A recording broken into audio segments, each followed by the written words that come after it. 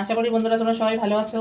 আমার শরীরটা খুব খারাপ ছিল, আমি অনেকদিন অসুস্থ ছিলাম, ওই জন্য কোনো রান্নাবান্না করতে পারিনি, তাই তোমাদের দেখাতে পারিনি। আর আজকে তোমাদের একটা ভালো চমক দেবো, সেটা হচ্ছে আলু পটলের তরকারিটা তো করবোই।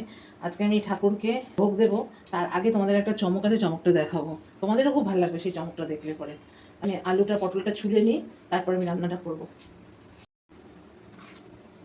পটলগুলো ভালো করে কেটে নিচ্ছি, ধারগুলো ফেলে দিই, তারপর ভালো করে ধুয়ে ভেজে নিতে হবে।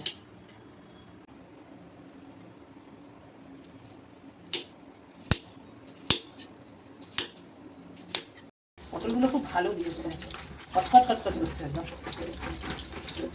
সবজিগুলোকে ছাড়বো, তেলের মধ্যে সবজিগুলোকে ছেড়ে দিচ্ছি,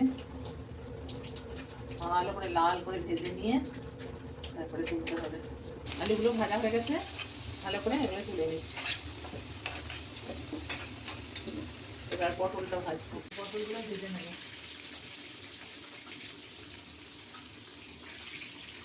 মশলার মধ্যে ধনের গুঁড়ো, জিরের গুঁড়ো নিয়েছি, স্বাদ মতো নুন নিয়ে নিচ্ছি, তারপরে হলুদ নিচ্ছি,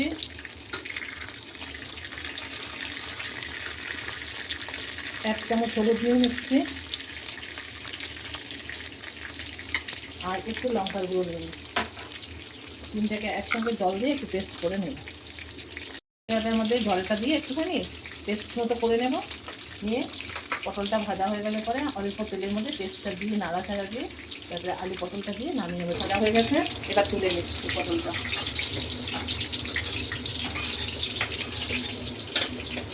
তুলে দিচ্ছি।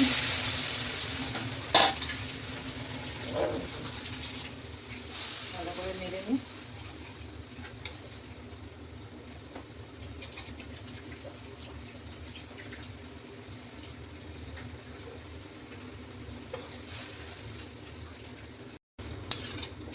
এখন সামান্য একটু মাখন দেবো, মাখনটা দিয়ে নাড়াচাড়া করে নিয়ে নামিয়ে নেব। ঠাকুরের ভোগটা তুলে নিই। বন্ধুরা, তোমাদেরকে আমি বললাম না রান্নার পরে যখন ভোগ দিতে যাবো তোমাদের একটা চমক দেখাবো। চমকটা হচ্ছে অ্যাকচুয়ালি একটা সারপ্রাইজ। আমি প্রতিদিনই যে আমি ভোগটা বানাই, আমি কাউকে না কাউকে ভোগটা দিই বাইরে। আমরা তো ঘরে খাই, তা বাদেও আমরা বাইরে দিই। হ্যালো বন্ধুরা, আমি রীতা বলছি। আজকের সারপ্রাইজটা আমি রান্না করার সময় বললাম না তোমাদের একটা সারপ্রাইজ দেবো। সেটা হচ্ছে, আমার তো 5টা গোপাল আছে।